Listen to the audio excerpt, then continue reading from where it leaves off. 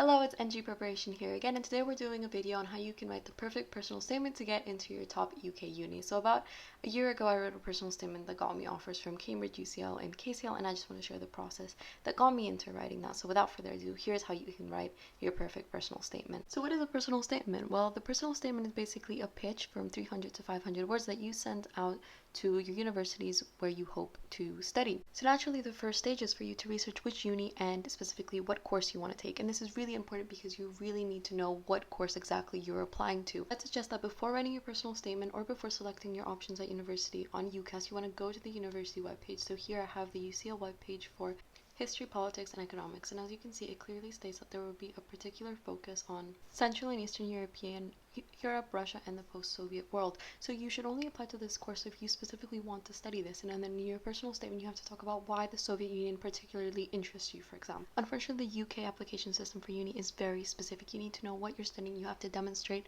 why this course is the best course for you. And if you don't do that, if you're too vague about why you want to study politics in general instead of Latin American politics or post-Soviet Union politics, then it might be at a disadvantage. So let's say I had chosen a course at 5 different unis called Latin American Developmental Politics. So for my personal statement, I would specifically say why Latin American interests me. So here I've said that my family returns to Latin America every year during such visits. The stark contrast in developmental levels between Europe and Latin America has prompted me to ask the question of how political governance can be utilized to improve living standards. So here I've clearly said what is my goal in studying this course and why it interests me. But I've also made it clear that I've chosen the course that is specifically best suited to me. If I had chosen Soviet Union politics, then this personal statement would not apply. And kind of the key next part is for you to demonstrate that you have already done some reading about the topic that you care about. So in this case, I'm talking about development, I'm talking about Latin American, so I actually make specific reference to economic and geopolitical theories, such as I said, the North-South divide or the demographic transition model. So actually, either because of your GCSE courses or your IB courses or because of your own personal research,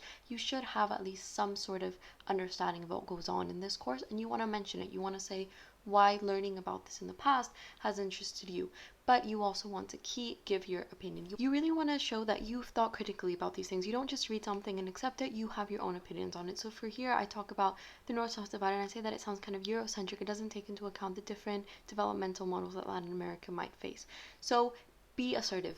Show that you're a unique thinker with your own opinions. And then you want to mention what preparation you've done for this course. Have you taken the right classes? If you're going to study medicine, have you mentioned your chemistry classes and why you were so good at them or why they interested you? You want to show that you've thought a long time about this course that you chose. And here's the key point. Do not mention extracurriculars or classes that do not coincide with what you are studying. If you're taking medicine and you're talking about your history classes, if you're not showing that clear link between those classes, then do not mention it.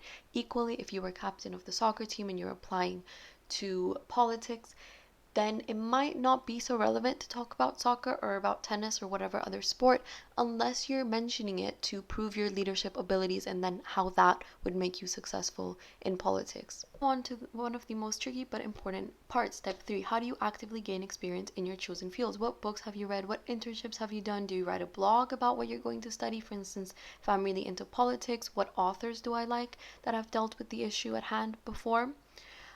But you don't just want to have a list, you don't just want to have a CV or a resume about all of the things that you've done. You want to talk about how these things have helped you grow as a person. For instance, in my personal statement, I mentioned a book that I really like called Open Veins of Latin America by Eduardo Galeano. But I don't just mention that I read it, I also mentioned that it made me question the relationship between public welfare and a free market economy. Another example could be talking about how you were part of a service learning group or a CAS project in your school and how that taught you that you were a natural born leader, that you were good commanding large groups of people, and then connect that to the traits that you would need to be a successful doctor or a successful politician, whatever you're applying to. So I know I've gone through the steps, but I just want to give you a general structure about, what you should follow when you're writing your personal statement. So your first sentence should, of course, be why you chose the course, why you're interested in it. If there's a specific moment that stands out to you in your memory about when you decided to be a doctor or to be a politician, then maybe talk about that and say why it's personal to you.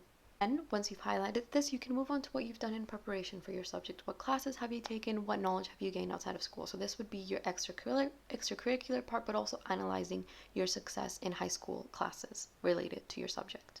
I just want to stress this again. The personal statement is actually a very short space for you to highlight everything that you are as a person. So it can be very tempting for you to just give a short list about all of the things that you've done. But in reality, you should be really going deep within these things that you've done and how they highlight who you are as a person. You should have your opinions in there and your personal interests in there. And lastly, I would suggest that your final statement or your final sentence be what you want to achieve by studying this. So this should have been pretty clear as you wrote the personal statement to begin with, but this can be, for instance, me saying, you know, in the next 10 years, I see myself working for the United Nations or any other international organization in order to further Latin American development.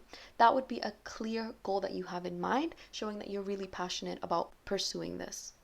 Okay, I hope that was clear, and I just want to leave a final list of written tips about what you should follow. So first of all, do not be vague. Name examples, name books, name internships. If you just say, oh, I like politics in general, you should talk about what specifically you like about it. Do not be afraid to give your opinion on things. Do not mention a specific university. So as you know, your personal statement goes out to all of the universities that you're applying to. So if you mention why you specifically want to go to that university, that actually ruins your chances with the other universities. So even though I suggest that you choose a specific course, you're obviously going to choose different universities, maybe the same course. So you should talk about the nature of the course itself, not the university. Also, another suggestion that I have is that if you're unsure about what you want to study, this can actually make it difficult for you to write your personal statement, and maybe you want to reconsider applying to the UK in the first place. For instance, if you're stuck between studying history and studying medicine, how are you going to write a personal statement that highlights your interest for both medicine and for history? It will actually be pretty difficult for you to come across as decided. So if that's the case for you, I suggest that maybe you take some time to narrow down your options. And lastly, do not apply for universities for which you do not meet the criteria. As I showed before, you can easily go into the university's page and see the requirements and the eligibility criteria for every course. If you don't have the grades to apply for a specific course, don't waste your time applying there because you only have 5 options. I would say, of course, it's important to have a reach. So, for instance, if I have a 38 predicted right now, but I need a 40, do apply for that 40. There is a chance that you might go up those 2 points, but your other 4 choices should really be in an accessible range. Okay guys, that's about it for today's video. Please let me know if you need any help on anything else related to the IB, and you can always leave comments. I've actually done this video for 2 girls that have left comments on my videos, so for sure I respond to comments and I will make videos accordingly. I will also leave a link below in the description with a site that actually gives you exemplar personal statements that have gotten offers for certain universities, and you can take a look at those as well if you're looking for a specific example. Thank you so much for watching, as always.